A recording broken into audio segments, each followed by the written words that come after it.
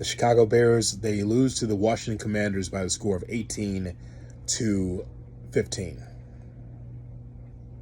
Can you believe the finish of that game?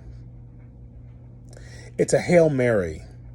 And all you have to do if you're a defensive player is to knock it down. Just knock it down.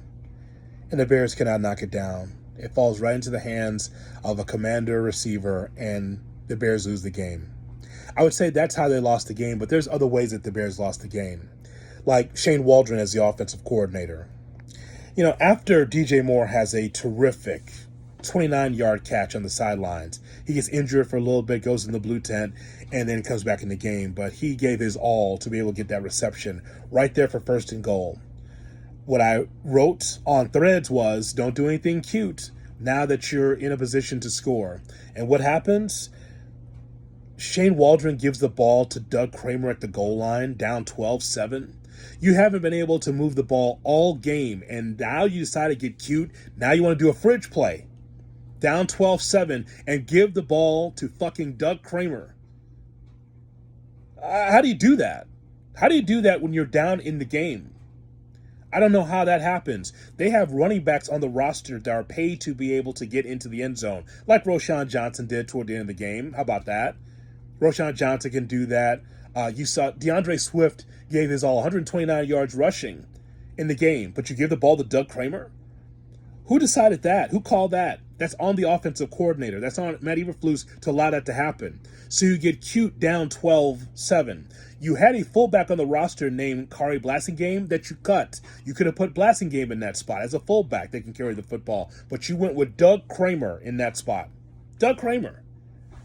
Another scoreless first quarter for Caleb in the offense. 5 out of the 8 first quarters that the Bears have played, they haven't been able to score. The slow starts stink.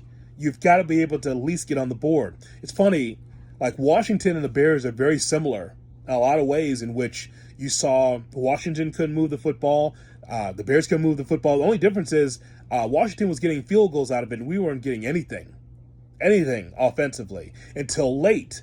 You have to be able to get yourself at least in field goal range if you are the Bears in the offense. That was just not good enough. It just was not.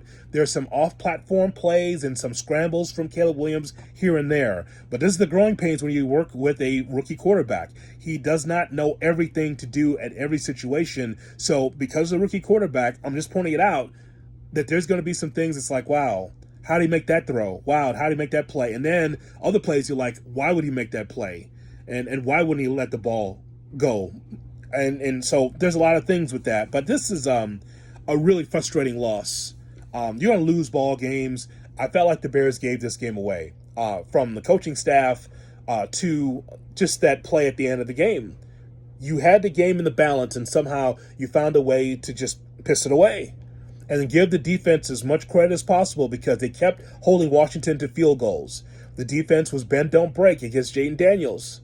And Daniels was not 100%. And here's the great thing is that Washington was making some screw-ups too. But again, the Bears did not capitalize enough. They had the lead, and then they relinquished the lead because of ineptitude, because of plays missed, because of false start penalties on the offensive line, the shuffling in and out of the offensive line that's 100%.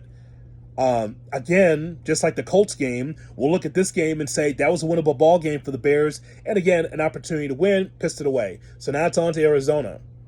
And so as you move forward, it gets tougher and tougher. But the one thing that is the takeaway is that Shane Waldron has to get out of his own way. You have personnel to run the football. Do not put Doug Kramer in that spot. You have to be able to continue to run the football. Got away from the run, start passing the ball.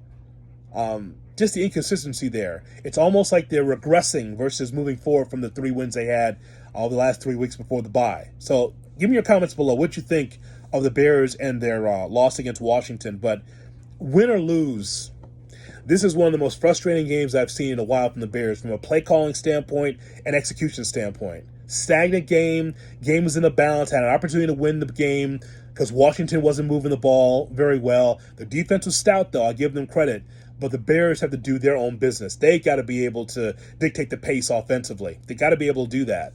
If they don't, they can't be having goose eggs into the half against better teams. You know what happens?